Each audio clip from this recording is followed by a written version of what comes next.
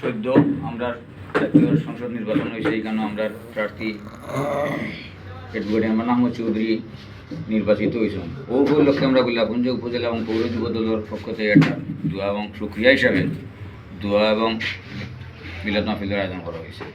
এখানে আমরা সব সমবেত হয়েছি আসলে সুক্রিয়া আদায় করার লাগে। একটা সুষ্ঠু, সুন্দর এবং অবাধ একটা নির্বাচন আমরা করতাম পারছি।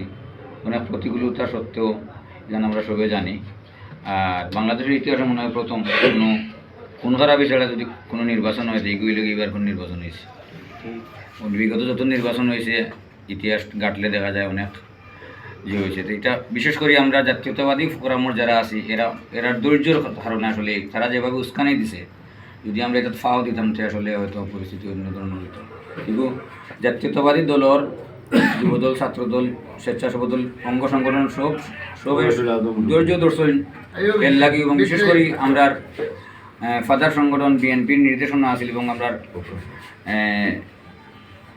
প্রধানমন্ত্রী হওয়া যায় আমরা তারেক রহমানের খোলা নির্দেশ আছে যে কেউ কোনো অবস্থায় কোনো পাওয়া দিতাম না।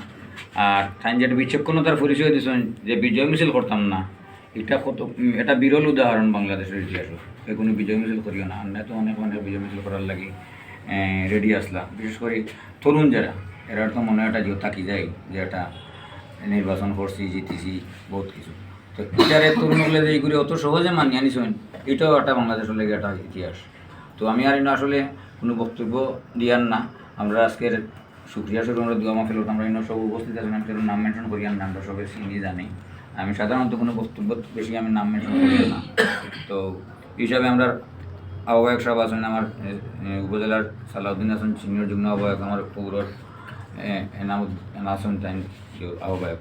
তো আমরা সবাই মিলিয়া দেশটা যাতে এই 5 বছরে যে দায়িত্ব পাইছি আমরা খুব সুন্দর, সুষ্ঠু এবং নিরবিচ্ছিন্নভাবে দায়িত্বটা পালন করার লাগে আসলে আমরা কামনা করতাম, আমরা দোয়া করতাম যাতে আমরা নেতা জনাব তারেক রহমানরে ধৈর্য এবং প্রজ্ঞা সহিত দেশটা পরিচালনা করতাম।